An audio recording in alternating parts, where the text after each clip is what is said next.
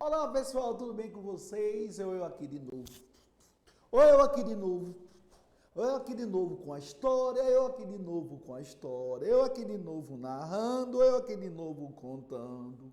Então, pessoal do 8º ano do ensino fundamental, aqui é o professor Cláudio Nascimento, o professor queres ou não queres, né, da Escola de Referência de Ensino Fundamental, é isso? Creuza Dornelas Câmara.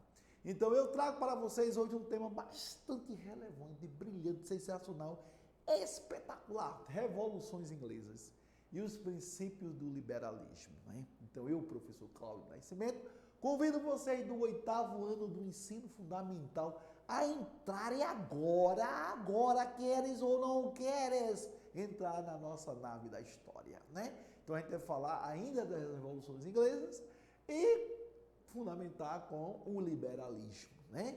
Então vos convido nesse exato momento, a participar da nossa aula de História. Então, essa aula de História é feita para vocês pela Secretaria de Educação do Estado de Pernambuco, pensando em vocês, né? Então, a Secretaria pede que vocês mantenham o cuidado, use máscaras, né? Use álcool gel nas mãos, higienize as mãos, tome todo o cuidado para a gente derrotar esse inimigo, ok? Belezinha aí, garotada, conto com vocês, tranquilidade. Então, estamos aí na nossa aula do Educa PE com revoluções inglesas e os princípios do liberalismo. Então, vejamos, na aula passada nós falamos um pouco da Revolução Inglesa, né? Então, essa Revolução Inglesa foi um dos momentos mais marcantes da Idade Moderna, ocorrida entre 1640 e 1688. Foi uma das primeiras revoluções burguesas que limitaram o poder de um rei absolutista e deu início à formação de uma monarquia constitucional, olha o nome, constitucional, na Inglaterra. Então essa revolução marcou, de fato, também o começo do predomínio das religiões protestantes no reino inglês, né?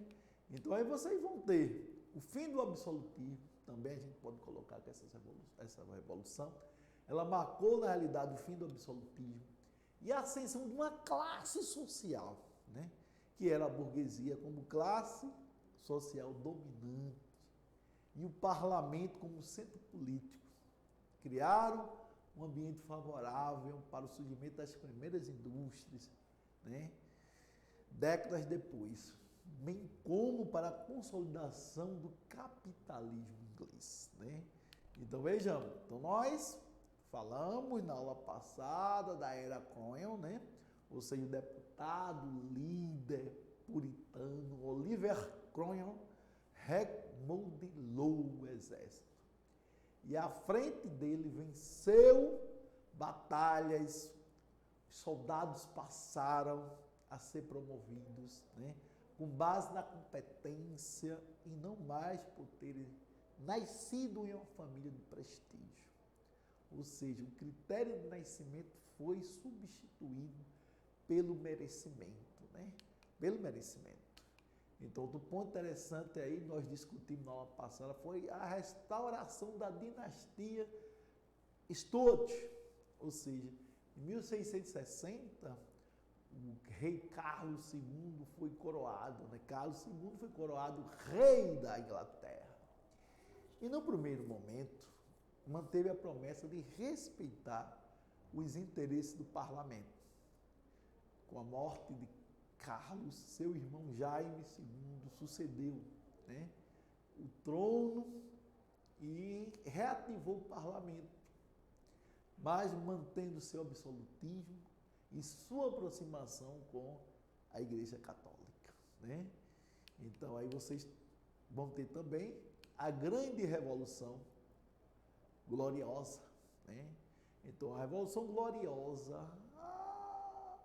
então o parlamento reagiu, né, as ações de Jaime, a aproximação do rei com a França, fez com que houvesse confronto com a coroa, pois Jaime II poderia solicitar a ajuda dos franceses, a solução para barrar o absolutismo do rei. Foi uma manobra política. A filha de Jaime II, Maria II, casada com Guilherme de Orange, rei dos Países Baixos, né? Então, simplesmente, e os parlamentares a chamaram para ser a nova rainha da Inglaterra. O marido temia, né? O marido temia que a esposa fosse a mais poderosa que ele. Em 1688, as tropas de Orange, Guilherme de Orange, invadiram a Inglaterra e destruíram Jaime II do poder com o apoio do parlamento. Sem forças políticas e militares, o rei inglês buscou exílio na França, onde permaneceu até o fim da vida. Eita! Nossa. Pediu exílio político, permaneceu na França até o final da vida, né? Então, essa revolução gloriosa, por justifica sem forças, né? Ele, como eu havia falado, né? Sem forças políticas e militares, o rei inglês buscou exílio, onde permaneceu até o final. Guilherme de Orange foi coroado, o novo rei da Inglaterra, sendo chamado o quê?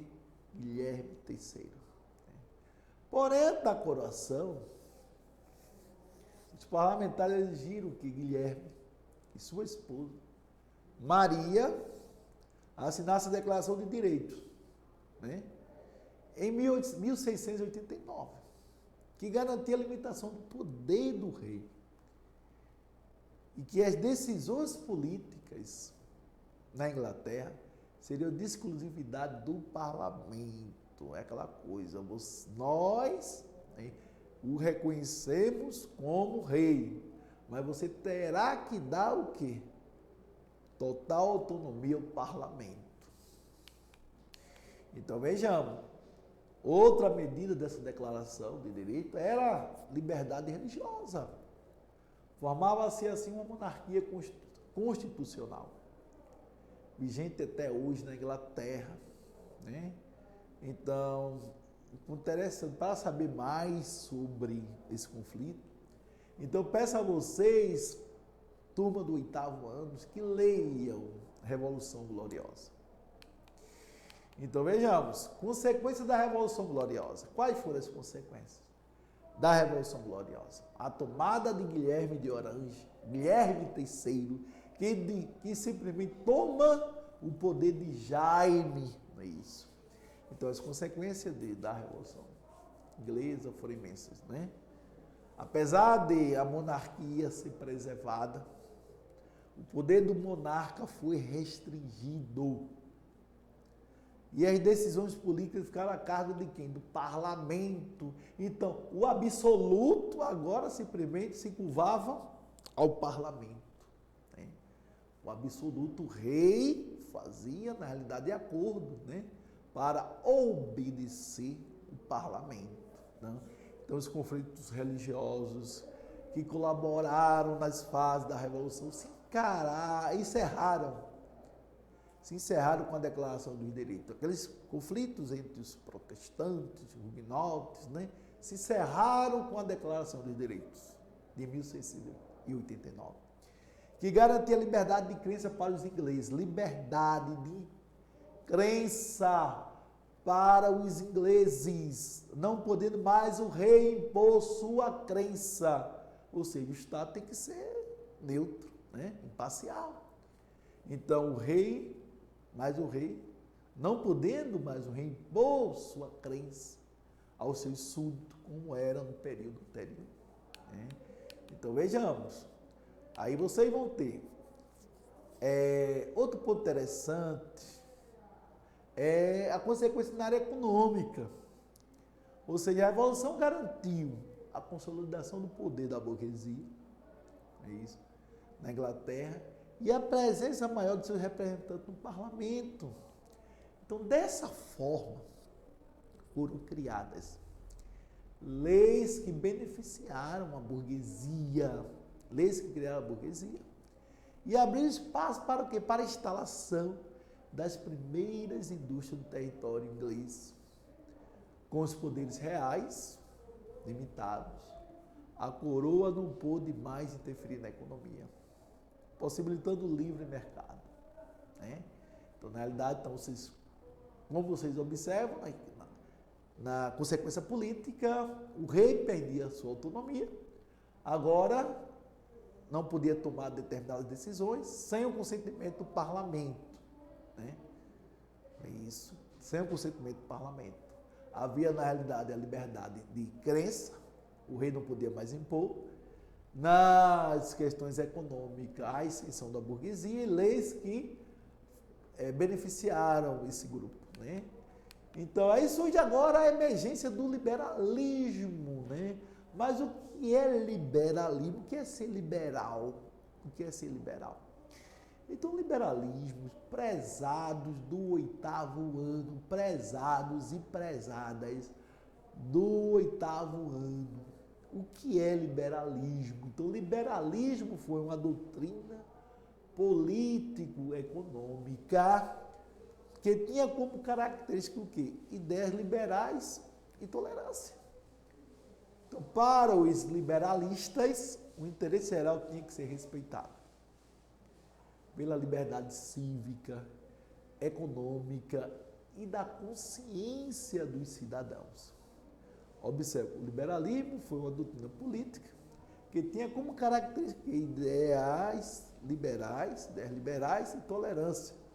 Para os liberalistas, o interesse geral tinha que ser respeitado pela liberdade cívica, econômica e pela consciência dos cidadãos. Então, vejamos, o movimento liberalista nasceu na época do iluminismo, né? E é contra a tendência absolutista, indicando que a razão humana, né, o direito inalienável, a ação e realização própria, livre e sem limites, são os melhores caminhos para satisfazer os desejos e as necessidades da humanidade, né? Outro ponto interessante, aí nós vamos ver agora os princípios do liberalismo. O liberalismo acreditava no avanço da humanidade através da livre concorrência das forças sociais e era contra as acusações dos religiosos ou estatais a respeito do comportamento dos indivíduos ou do indivíduo, tanto nas questões ideológicas como nas questões materiais.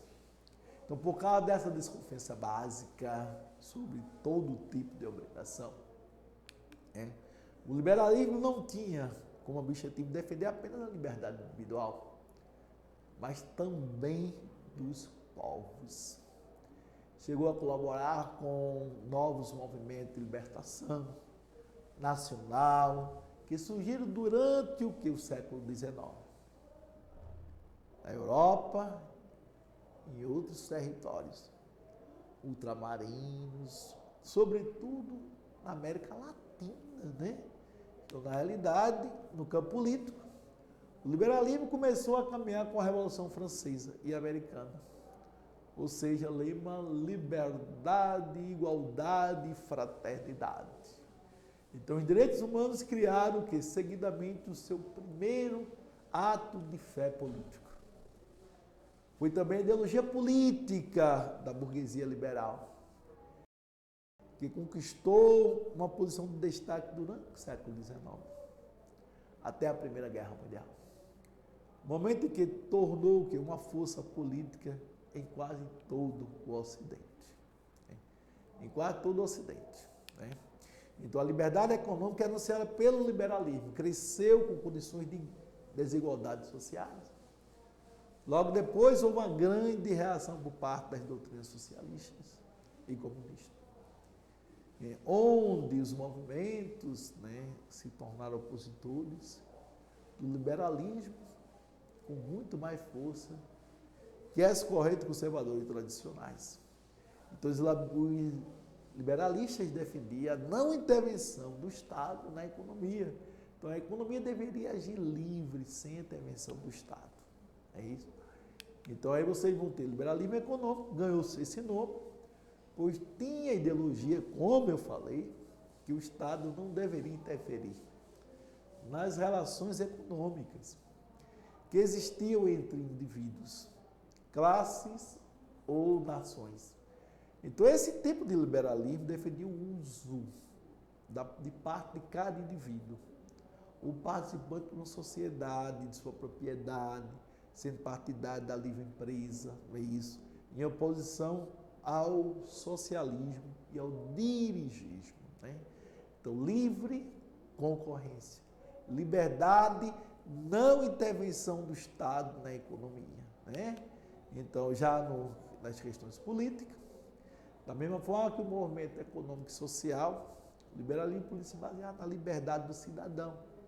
Então, todos os cidadãos, ao nascerem, são livres. Ao nascerem, são livres. Assim como no afastamento do Estado das responsabilidades e pensamento do mesmo.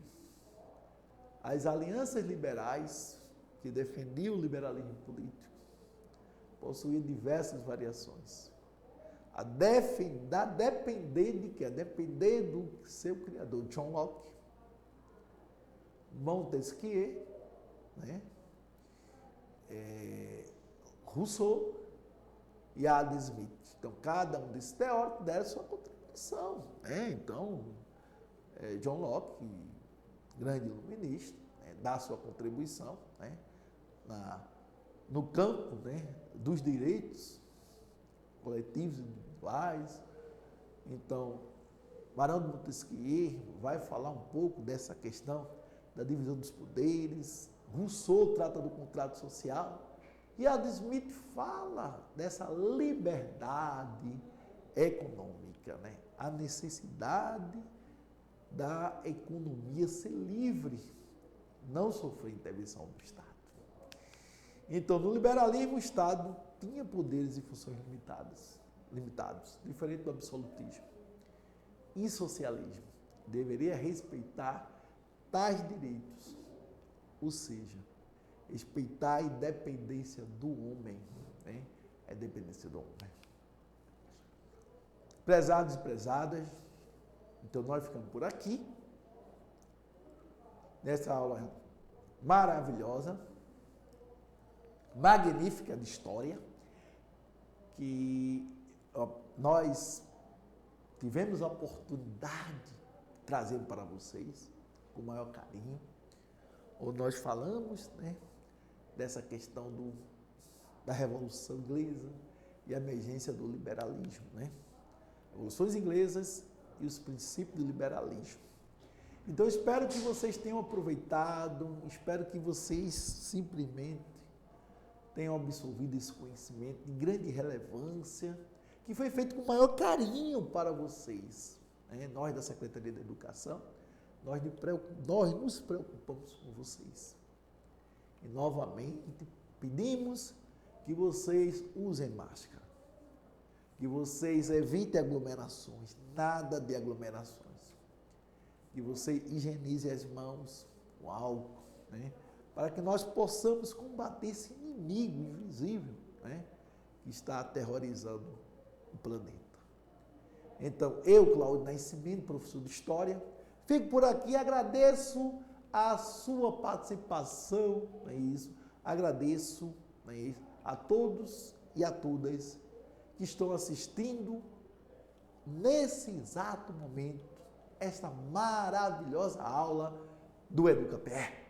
Tchauzinho, tchauzinho e peço para desembarcarem da nossa nave da história e até a próxima aula. E lá vou eu, lá vou eu, lá vou eu.